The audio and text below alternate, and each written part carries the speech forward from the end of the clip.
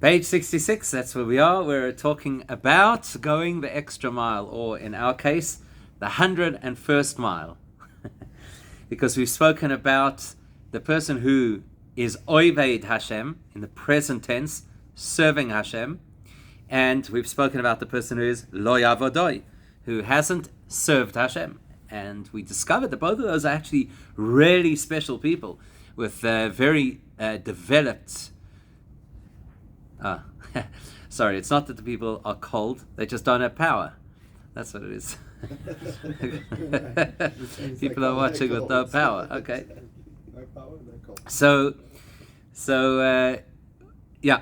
Anyway, so we're talking about the fact that these are very advanced people who would highly, highly impress us if we had to meet them and engage with them, because their spiritual aspiration, their spiritual level is just so profound and so amazing. And yet at the same time, we said it is possible that somebody could be at a very advanced spiritual level and still not be serving Hashem. How could that be? And we answered, because if a person is just simply gliding in the crosswinds, in what do they call them? The tailwinds, what do they call it? The jet streams. If a person's just coasting along in the jet stream of their own spiritual gifts, then they have not yet served Hashem. And in order for a person to be somebody who serves Hashem, there needs to be some effort, and there needs to be some drive, and there needs to be some breaking barriers. And in order to get there, well, that's what we're going to be learning about this evening. What does it take to generate that kind of push, to generate that kind of breaking of barriers? Last time we concluded that at a certain point in history, it was very normal for people in the Gemara's times, it was very normal for people to review whatever they had learnt 100 times. For us, that sounds impossible. 100 times, like who could review something 100 times? In our world, if somebody would review something 5 times, we'd be highly impressed with them. 100 times is on a whole different level. And then we said, but that was completely normal in those days. It was completely normal, so it wasn't even considered an achievement if you reviewed your learning 100 times. So where is the catalyst? Where is the transformation point? 101 times. Because that's not normal, it's not common, it's not what you expect. So it's a game changer. When a person goes a step beyond, that is a game changer. So that's where we are this evening. We're going to talk about this 101st time, which in those days was 101 times. For us, maybe it's just doing a little bit more than what we're used to doing. Like, for example, a person who comes out in the cold to go to the Tanya Chapter. That could be the 101st time for an individual. Or it could be the person who says, and I've had this, by the way, where people say, you've already taught this chapter before, so I'm not coming. Like, let me know when you get to the chapters I haven't yet learned. And the reality is, if they were reviewing things 101 times, it wouldn't hurt us to review something maybe even just a second time. So the magic happens when a person pushes themselves outside of their comfort zone, does something which is not normal, which is not natural, which is not easy. That's where the real meaning happens. That's where the real change, transformation takes place. The big question is, how do you get there? Because you know what's terrible about motivational speakers, you'll excuse me saying, is if a motivational speaker gets you all worked up and tells you this is what should happen, what could happen, what kind of potential you have, the greatness you could achieve, and then they don't give you a useful method, well, sure, that was a waste of an evening and a couple of $100, because ultimately we need a take-home. So it's very well to speak about the 101st time and breaking a barrier and stepping beyond yourself and a transformational experience, and it's all wonderful. But how?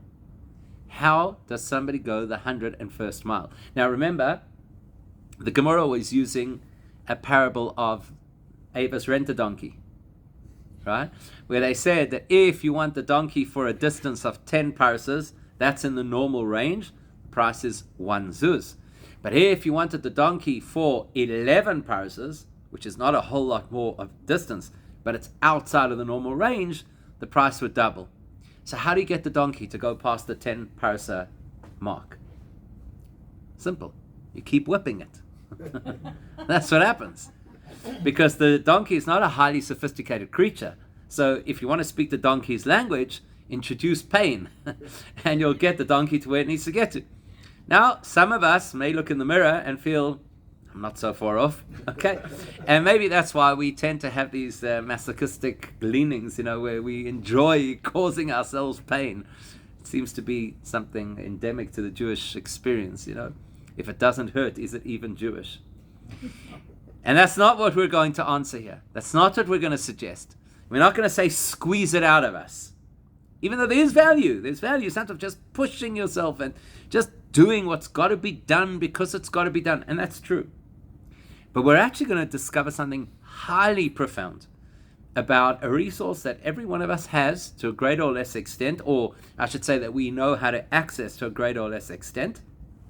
And it's a very powerful, positive, meaningful resource that we could and should use in order to stimulate ourselves to cross that threshold, to become completely different individuals, or at least in the Benoni's example, because the Benoni is somebody who is already so spiritually advanced, they're going to find it perhaps a lot more accessible to reach this particular resource that we're going to be speaking about this evening.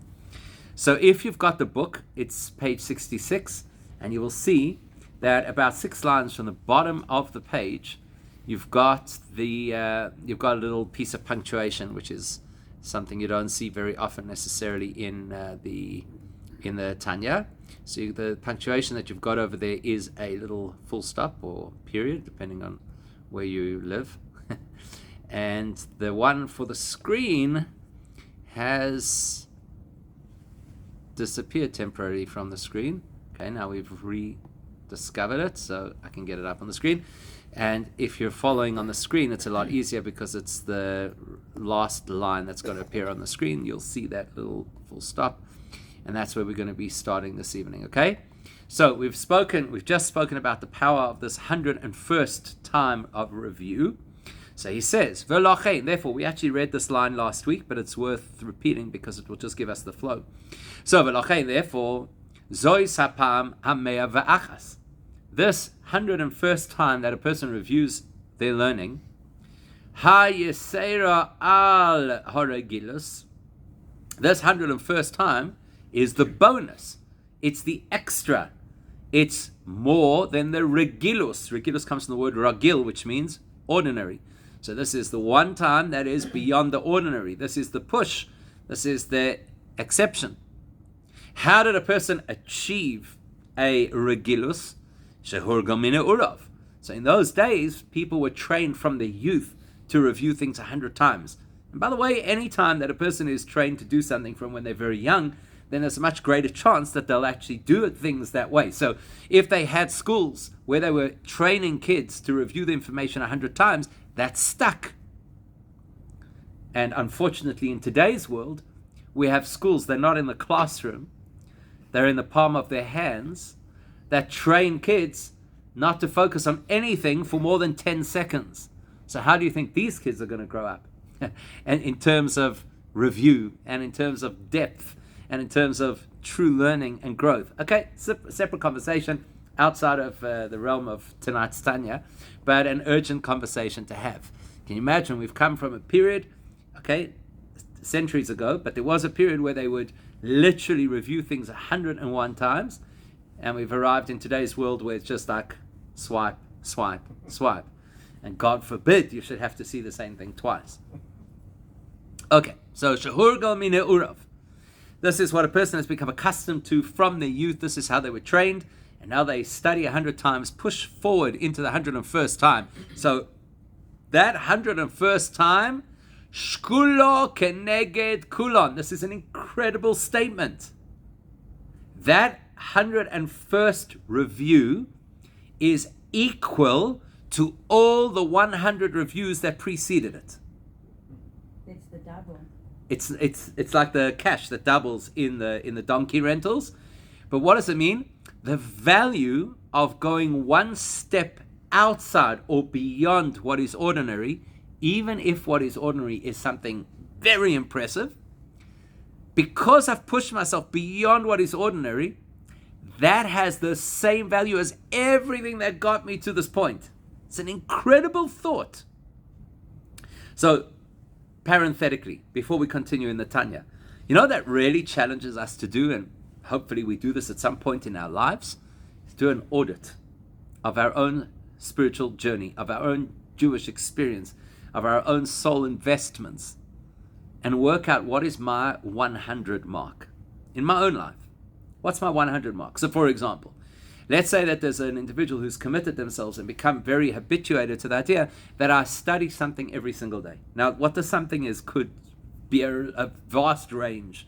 Somebody could say, I'm going to do the Chumash with the Rashi every single day of the parasha of the week. That's me. That's what at one point it was very challenging, and now this is part of my routine. For another person, it might be doing what we call the Daf Yomi, studying a double page of Gemara properly every single day. And I say properly because it's very easy to say I've done it, and all I've really achieved is reading it. I'm saying actually studying it. Or you could study the daily Rambam, which is 3 chapters of intense halacha that you do every single day. So in the beginning, maybe it was really difficult. I remember actually when I was in a junior yeshiva bocha, I remember that there was another bocha in the yeshiva who had this thing that he would not go to sleep at night unless he had completed the 3 chapters of the daily Rambam that you're supposed to study, which sometimes can be lengthy and complicated. And I remember thinking, like, what's the big deal? I'll catch up tomorrow. I'm not that extreme that I won't go to sleep without having completed it. You know what happens? We all go meshuggah at some point. So eventually, I became that person. Right? You could train yourself. You become that person. By the way, the best thing that comes out of it is you make sure that you've done it first thing in the morning. Then you never have this problem of not having to go to sleep at night until you finished it. But the point is, we all reach something in our daily learning, and I'm just using learning as an example because that was the learning, that was the example using in Tanya, which is reviewing information 100 times. So we should do an audit on a regular basis. What is my current spiritual max on a continuous basis? Because if this formula applies from 100 to 101, the same formula applies to whatever I now consider my full throttle to one step beyond that. And the formula says one step beyond gives me value that equates to everything that got me to full throttle. So I cannot have that value unless I've done the audit, unless I actually know where I believe I stand in terms of my routine, in terms of my spiritual capacity, and then push myself beyond that. Everything changes, right? The whole world changes. Not only that, and that extra percentage supersedes all of the effort and investment that brought us to that point. With greater impact and with greater power. Why? Because now, Liyos Nikra Oved Elokim. Because now the person can say, I am serving Hashem. You will have noticed, right, that there are 2 expressions. Oved in the present tense, serving Hashem, and Loi Avodoi in the past tense, has not served Hashem. So has not served Hashem basically says to get myself to where I am right now did not require major input because I've created a system and the system works and the system is in play. Oved is in the present tense, which implies that it could be a state of flux. Meaning to say, I could be serving Hashem because I've pushed myself the extra mile, and then tomorrow I could not be serving Hashem again because tomorrow I'm back in my routine. So Oved in the present tense implies that this is something I have to constantly invest in and work on all the time. Quite profound, right? Now, the big question we have to ask ourselves is, what does it take to break that threshold? Remember, in this chapter we're addressing the Beinoni, and our circumstances might be quite different to the circumstances of the Beinoni. And we can learn things from the Beinoni and we can apply those things in our lives. It's much more likely that in our lives we're going to get through a threshold just with plain old soldiering on. Just keep doing and keep trying and push yourself and make the commitment. It's most likely what's going to happen to us. But a Benoni is in a whole different spiritual space, because remember, the Benoni is somebody who's not fighting against a Yetzer Hara, or they actually are fighting against the Yetzer Hara, but the Yetzer Hara is not getting the upper hand anywhere along the way. That means to say that the Benoni is not in a position that they're actually doing things which are wrong. Can you imagine our biggest problem was, am I exceeding my spiritual pinnacle? Imagine that was our biggest problem. It's not our biggest problem. Our biggest problem is, oh my gosh, there are all these things I'm trying not to do that I'm supposed to not do. And they're all clamoring for my attention. They all want me to be doing these things. And I've got this Yetzer Hara that's chewing off my ear every single day saying, go ahead, do it. It's not such a big deal. You'll fix it up tomorrow. Or, you deserve it. You've become so good in your Yiddishkeit. You're allowed to have a little bit of a break. I mean, can you imagine in this weather? South Africans and the weather. We talk about this as if we were stuck in a blizzard right now. But anyway, so you say, you made the effort, you got yourself to the shiur, you learned something, reward yourself afterwards. Binge your favorite series on Netflix. You need a bit of balance in your life. There's nobody who's going to speak louder about balance than the Yetzer Hara, right? You need balance in your life. And then, of course, completely wrecks the balance of your life by becoming excessive in whatever particular distraction it wants to throw at us. But anyhow, so we don't have the same reality as the Benoni. So bear in mind, what we're about to read is talking to the person who is not doing anything that is inappropriate, who is not saying things that are inappropriate, and is not even allowing thoughts to manifest if they are inappropriate. And this person is now looking to cross their threshold. It's very different to us. If I want to cross my threshold, it means that the next time that I've got that really exciting story to share about somebody, I'm going to zip it. That would be crossing a major threshold, right? Etc., etc. So bear in mind, we're talking over here about the Benoni. So how does somebody who is already at the point of such dedication to Hashem, that they don't waste time, and they're always learning Torah, and they're reviewing the information 100 times, they're doing all these incredible things, what do they need in order to cross this threshold? So he says, in order for a person to shift their natural routine, they need something powerful. So before we read it inside, how's about we think about ourselves, just without all the spiritual stuff, just ourselves on a regular basis. What kind of thing can completely modify, in a very radical way, our routine? What kinds of things modify our routine in the most powerful way, the most transformative way, positively or negatively, doesn't matter, just for the point of the conversation? Painful news, painful. Okay, so painful news. So let's talk about that. That's different. Painful news is short-lived. Okay. Whereas a test, if a person has a test, that could radically change how they behave, how they think, how they respond. Absolutely. That'd be obviously something more on the negative side, but the result would be a positive result. Okay, good. When else? When do people go above and beyond? Gratitude to Hashem. Gratitude. So that's gratitude make a person go above and beyond. It might. It's not necessarily going to do so. But I agree that it could get a person to go above and beyond. A cause that you believe in. A cause that you believe in. So if you have a cause that you believe in, you're going to go above and beyond. We're going to now try and whittle that down to an emotion. So if I have a cause that I believe in, what's the emotion that would be associated with that cause? Facing crisis, okay? So here's another example. When a person feels that they're facing a crisis, and that's very transformative, obviously, in a negative way. But let's try to find, now we're being a little bit more specific, let's try to find an emotion that would drive a person to go above and beyond. A challenge. So somebody just said that, right? A crisis, a challenge. But that's not an emotion. What's an emotion? What did you say? Passion. Let's get a simpler word for passion, because now we're on the right track. Love. Thank you. I was waiting for all these romantic people to come through with that line, right? Love drives a person to behave in a way that goes beyond the threshold. And so therefore we have an expression where we say, Ahava mikalkeles hashura, that love wrecks the shura, the normal straight, narrow path that a person follows.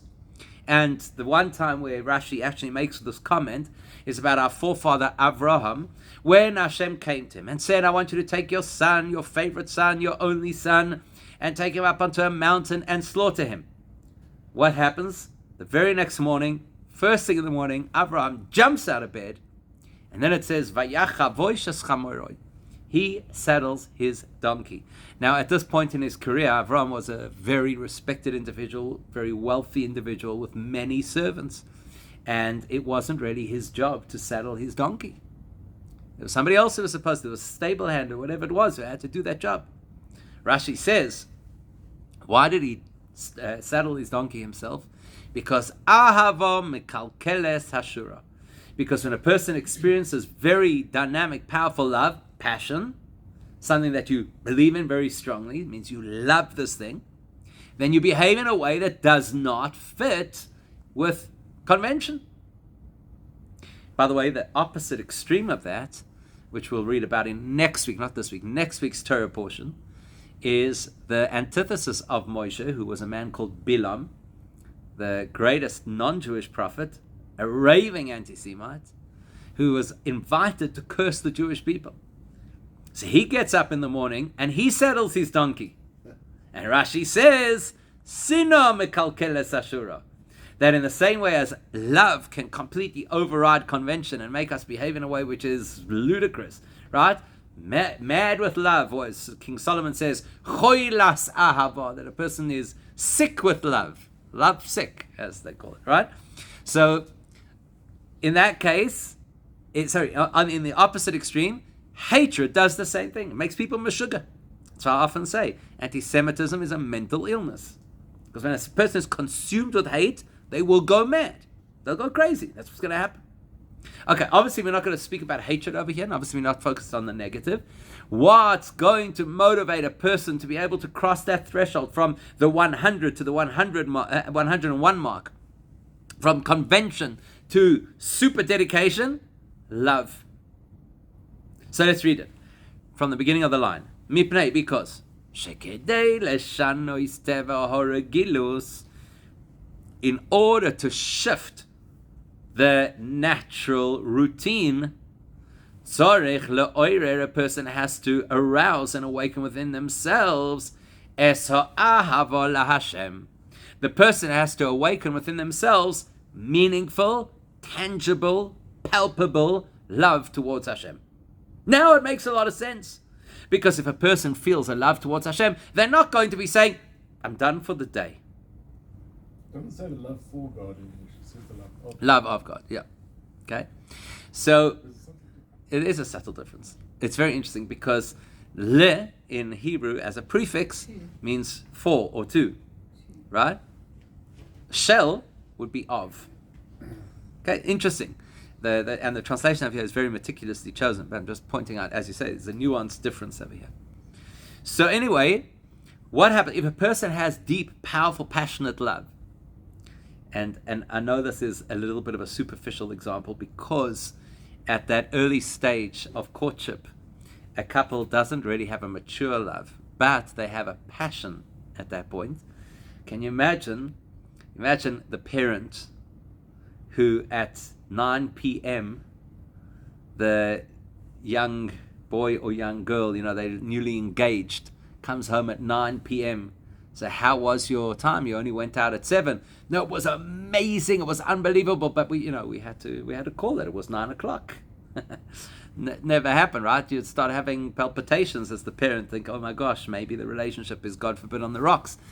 Because what you expect is, we didn't realize the time. That's what you expect to hear, right? You expect it to say, we didn't realize there were other people around. Sorry we didn't talk to you. We didn't know you were there. That's what you expect. Because passion and love is something which doesn't really slow down because there's some kind of a deadline or an agenda that you've got to keep to. And in the same way, when a person has a very, shall we call it, measured or very rational approach to something, and then you introduce love into the mix, they behave in a way that's not necessarily so rational anymore. And by the way, that's why Hashem designed it, that young couples should have this mad passion for each other. Because if not for that, I don't know if anybody would ever commit to the long term. I'm going to spend the rest of my life with one person. Every single day I have to deal with them every single day. It's not a rational thing. A rational thing is build a team. You're going to outsource somebody who's going to do the cooking. Outsource somebody who's going to give you criticism every time you've got a good idea. Why does it all have to be rolled into one person? So to get us to that point of crossing this threshold from the nice, comfortable, single, self-indulgent world that I live in, to become somebody who's now responsible to care for and think about and preempt all the stuff of another human being who's essentially from a different universe, that takes some kind of mishigas to get us to that point. So love can do that. It can break convention. It can break the rational. It can break the ordinary. Now, a person could easily say from a rational perspective, God, what more do you want from me? I'm a Beinoni. I never do anything inappropriate or think or say anything inappropriate. I'm not wired to be a tzaddik. You didn't make me that way. I'm disciplined, I'm focused, I'm learning, I'm davening, I'm doing tzedakah and chesed and every mitzvah in the best way possible. I always have the biggest esrog in shul, and my kiddush cup overflows more than anybody else's. And what more do you want from me? So rationally, I could justify I'm in a good space. Ironically, actually, I don't know if anybody here heard this, but on Shabbos at the kiddush, somebody had exactly, because there was a lot going on Shabbos, in fairness, but somebody came over, there were two guys who were having a debate. Can you ever feel comfortable in your spiritual growth? In other words, can you ever reach a point to say, Baruch Hashem, I've arrived? And it was very interesting, because it was quite a heated debate that was going on. In my mind, there was no question, exactly as you rather know. There's no question. How can you ever be satisfied in spiritual development? But rationally, you could. Not us, because we know that there's stuff lacking. So it's obviously very unhealthy for a person to say, I got to 60%, I'm good. I can now live the next 40, 50 years of my life at 60%. Right, I passed, exactly. And in this country, you could even 40% you could be a pass. Right? So, but if you've got somebody who's really operating at 100%, because that's what we're describing of here, they could make a strong, rational argument to say, this is good. Life is good. I'm aligned. What more? As long as I maintain, and that will require a lot of work, because the Beinoni still has to fight off the Yetzer Hara on a daily basis. So as long as I can maintain, I'm good. What's going to make the person who's operating at 100% skip up majorly? Love. Now, how often do we feel love towards Hashem in a passionate, palpable way? It's a nice concept. We'll have flashes of this experience in the course of our lives. Maybe at the birth of a child. Maybe when we have a miracle in our lives.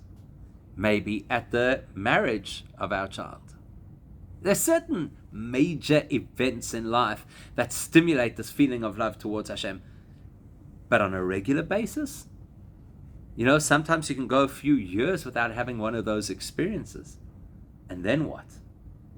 So what stimulates love of Hashem? If that's what the Beinoni needs in order to make this mega shift from just 100% to 101%, which is crazy, right? Because 101% sounds impossible. How can there be 101%? But now I have a question. What drives the Beinoni to do everything right if it's not love for Hashem? Okay, so we've already touched on that, right, earlier in this chapter, that the Beinoni can get to a position either because it's natural to them. So that was the first option. The second option is they recognize the value in hard work. And any one of us can recognize the value of hard work. Let's say, for argument's sake, something relatable for some. Personally, don't find it relatable, but maybe for some, just looking around the room at some of the people and the physiques that we have sitting at the table over here. Some people go to the gym and they do hard stuff at the gym. And it's not necessarily because they love it. It's because they know that this is a worthwhile investment. It's part of the human capability to dedicate ourselves to something that is difficult and not inspiring because of the value we get out of it. Now we're talking about how a person stimulates love of Hashem. So how does a person how do you have love of Hashem? It's all very well if a person wants to say that they love chocolate. That's easy. All you got to do is try it. And then you'll be sold. Right? It's not hard. And if somebody loves their children, it's not hard. It's your flesh and blood. It's not difficult to have love for your child. And if somebody loves their spouse, I'm not going to say whether it's hard or not. But you can understand it. You can understand this person loves that person because of who they are, because of what they, how they connect, etc. How do you love the imperceptible? You give. To who? Hashem. And so how do you love something you can't understand? How do you love something you can't see? How do you love something that doesn't give you direct feedback? Not so simple, right? So how does a person generate real passion and love for Hashem? Al yedei shemizboinen b'gedulas Hashem b'moichoy. So the answer, and the next few lines, in fact, and that's why I felt fairly confident that we're close to the end of the chapter, is because this is information we've studied previously. The first thing we've studied previously is that the way to stimulate love of Hashem starts in the mind. And so he uses the expression, Mizboinen b'gedulas Hashem, that if a person dedicates time to contemplate Hashem's greatness, that will stimulate love. Now, what does that mean, to contemplate Hashem's greatness? Usually that's reserved for the prayer experience. Okay? When I say usually, because unfortunately a lot of the time we're rushing through our davening because we live such busy lives that we don't have enough time really to do anything properly. For heaven's sake, we don't even chew our food before we swallow it. So you expect us to chew over the spiritual concepts that we're supposed to take in davening? It's like really beyond us. So how do we experience Hashem? Through something called His boinanus. His boinanus means deep and meaningful contemplation. Now, whether we realize it or not, on a regular basis, depending obviously on how much we engage with our Judaism, so the more we engage, the more regular it will be. But on a regular basis, Judaism offers us material that we could use to contemplate. Sometimes that material is so accessible that we don't even realize it's literally like staring us in the face. For example, there are a number of touch points through the course of the morning davening, because obviously the morning davening is the longest and it's supposed to be the one that we invest the most time and energy in. So that's why it's long, because there's an anticipation. We're going to spend a lot of time on it. So in the morning davening, there are a few touch points that effectively illustrate similar points. So we'll look at one of them without getting into the words of the davening, and maybe tomorrow morning you'll start to identify these words. But one of the concepts that we speak about is just how incredibly diverse and how expansive Hashem's creation is. Now, what that means in plain English, and this is one of the reasons why it's nice to daven in an environment where you could see out the window, is we spend our lives, again, rushing through everything, not really paying attention to much. If you had to look out of your window, what would you see? I see birds. Okay, so you'd see birds. I see and Beautiful hear sunrise. birds. Okay, you'd see, if you're here in the morning, you'll see a beautiful sunrise. And the likelihood is you'll see, and this is an incredible experiment to do, you should do it. Look out of your window and tell me, do you have a window in your house from which you could see a tree? Right? Right? The chances are that you will not see a tree. The chances are that you'll see more than one tree. It's quite likely. It should, just for a moment, it should allow us the opportunity to consider how many species of trees exist on this planet. Now, if you look out your window, you're going to say, as a generic answer, you're going to say, I see a tree. When you start paying attention, and again, it also depends on where you are, etc. When you start paying attention, the likelihood is, as I said, you're going to see other types of plant life. So there might be another tree further down in the background, a different kind of tree this time of the year. Some of the trees have leaves, some don't have leaves. You might see, from where you're sitting, you might see the grass. Then you realize that grass is not just one species, that there probably are some weeds that are intermingled with the grass. You start to realize that the weeds themselves look different. But just think about this. How many species of trees are there on this planet? It's an incredible thought. Then you think, that's just the different, diverse kinds of species of trees. How many living things live in the immediate vicinity of each tree? Which means now you're starting to think that probably at the base of the tree there's some grass and maybe some kind of a flower, or possibly some kind of a mushroom. And then there might be moss that's growing on the bark of the tree. And then there's potentially like an ant hill under the tree. And there might be birds nesting in the tree. And then you've got to think about where the birds got the material in order to make the nest, which came from other kinds of trees. And then you think about the insects that might be flying in and out of the trees, or possibly feeding on the leaves of the trees. And you just pause. We don't ever do this. And consider the complexity and the ecosystem around a single tree. And multiply that out in our minds by how many trees there must be on the planet. Here we are thinking life's unfair.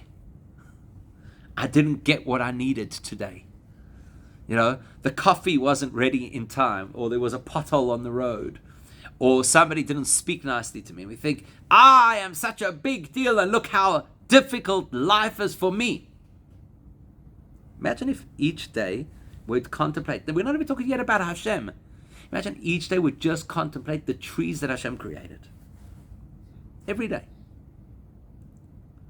You'd start to have a different sentiment around life.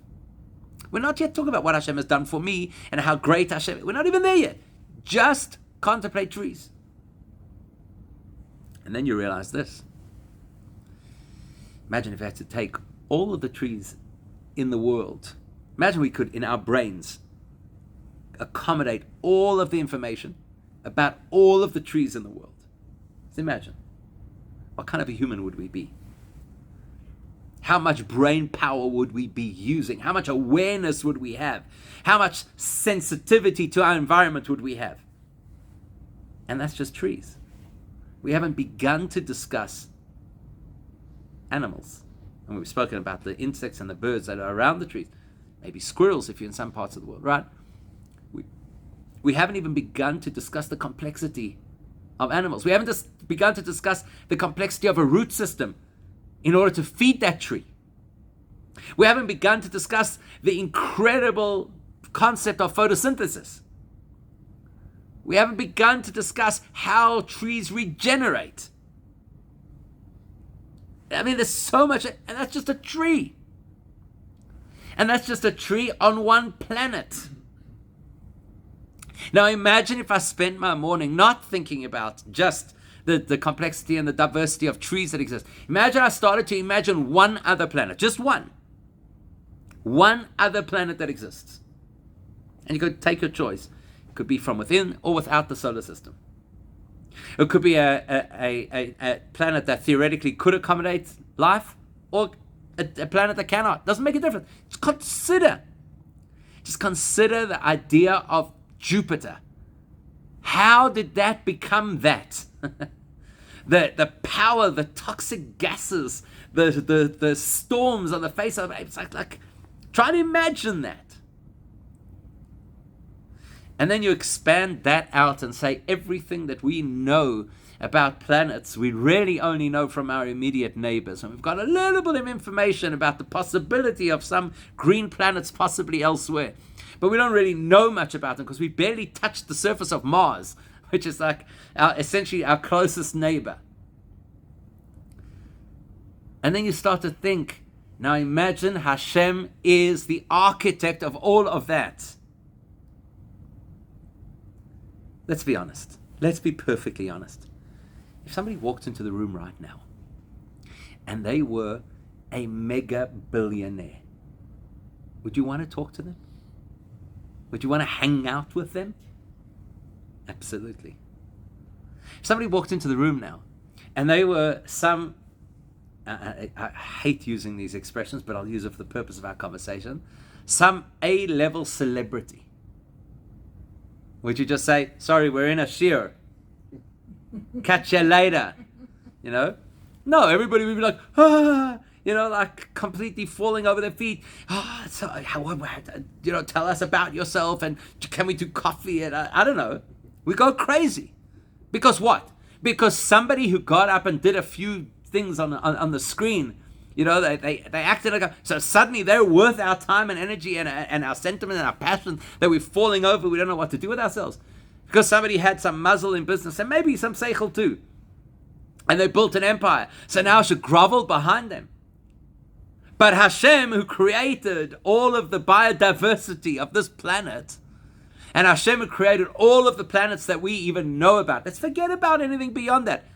I shouldn't get excited that he invited me to have a chat with him in the morning. That I should just be blasé about that. Say, nah, we Jews, this is what we do. We groggily come into shul and just mumble off some words. That is the very most basic introductory hisbonenus. A Beinoni is not doing that level of hisbonenus. A Beinoni is not thinking about how many trees there are and how diverse and how incredible, and the moss and the pollen. And the Beinoni is thinking, you know how many universes there are? Each one totally comprised of different basic building blocks. So our universe is made out of something called atoms or subatomic particles or quarks, whatever you want to call it. And then there's another universe beyond that, which is made out of spiritual stuff that we don't even know how to pronounce. So the Beinoni is contemplating that. And the Beinoni is contemplating, we are obviously rushing the contemplation, right? Because the Beinoni would spend a few hours on this and we're spending a few minutes on it. But he'd be thinking, or she would be thinking about this whole diverse multiverse that exists, where actually our highly impressive universe that has confounded scientists for generations is just the drop in the ocean of existence. And then the Beinoni would contemplate, and now we're starting to get a little bit to what real contemplation is, because up until now this is just introductory stuff. But then the Beinoni would contemplate this. What does it take for Hashem to make all of that? In other words, once I've spent time actually thinking about how diverse creation is, and about how profound creation is, and about how powerful and expansive the higher realms are, imagine then thinking, and how much did it take for Hashem to do all of that? And then realizing nothing. All of that for Hashem is about as much investment and about as much energy as it took me to describe this. And less. Right? Because to be able to describe this kind of thing meant I had to be very focused and thinking about all the different elements of the contemplation, right? For Hashem, all he said was, Yehi Or. 2 words, Yehi Or. And with that was the energy that creates everything. And whatever follows after that is just the unpacking of the original energy that he made. So 2 words, everything is created in spiritual potential. And then there's a few statements afterwards that unpack the thing into 3D reality. Now how great must Hashem be if all of that, what's going to take us multiple lifetimes to even try to understand, could be generated by just 2 of his words. If a person starts to think along those lines, they will shift their center of gravity. Instead of ogling after billionaires and after celebrities and after athletes, and we'd start thinking, oh my, could you imagine having access to Hashem? How do I get access to Hashem? I've got to go one step beyond the normal. And that's where the Beinoni gets that push from. Right? By generating that passionate love within themselves that gets them moving forward. So, as you may have noticed, we did not conclude the chapter, which is fine. So, please God, we'll continue next time. Thank you.